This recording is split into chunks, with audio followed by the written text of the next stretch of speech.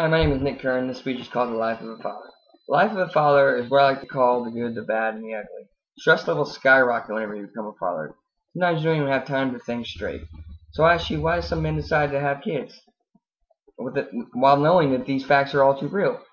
And the answer is love. Throughout the speech, I will be giving you 3 key points that I'd like for you to zone in on. The first of 3 is the negative outlook. The second is the little things. And third is unconditional love. The first is the negative outlook, and this is something that prevents father or future fathers, men, from deciding to have a baby. They have this negative outlook that they can't do it, or things won't work out.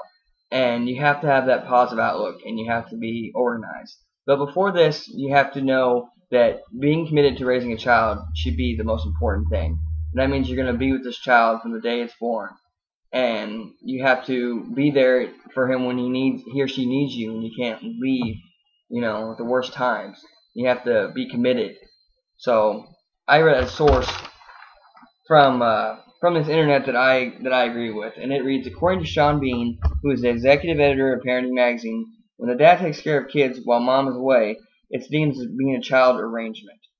But when mom takes care of the kids while dad is away, it's not a child's arrangement. That's just mom being, mom.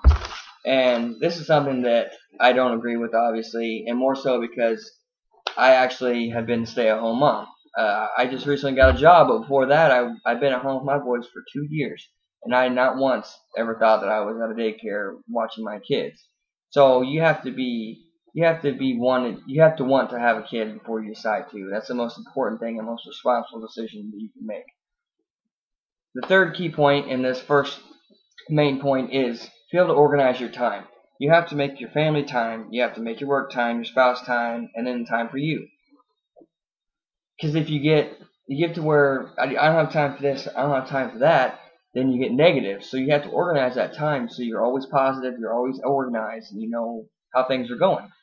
My second key point is enjoying those little things. And whether it's just the kids running around the house, or your boy coming home with a A on his paper, or them running outside, running through leaves this time of the year, you have to enjoy those little things and use that to your advantage to keep you up and keep you positive.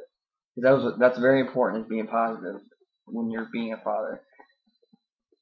Being a good husband is also very important. You need to set a good example for your kids, that when you grow up, or as you grow up, you need to be responsible, you need to treat people with respect, and you need to be you need to treat people with care. So those are just some other points that are important. My third aspect is the unconditional love.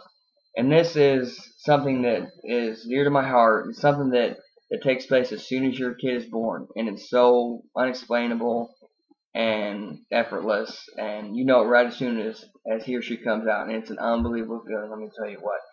I got this source off of a site. It reads, according to Wikipedia, unconditional love is known as affection without any limitations. The first example that they give in the site is a parent's love for their child.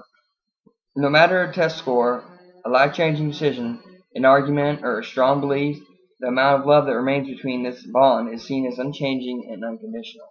And that's something that I totally agree with, and that's something that instantly hit me as soon as my kids were born. I had that instant connection, and that is priceless right there. And you have to be committed to it. You don't start nothing this big without knowing that you're ready for it. And you have to have that positive attitude all the time. You have to let those little things, you have to let them affect you in a good way. You can't let them bring you down. You have to be organized. You need to be organized so you don't lose track of time, or you don't give more time over here and less time over here. And then you have to embrace that unconditional love that you get from having a kid.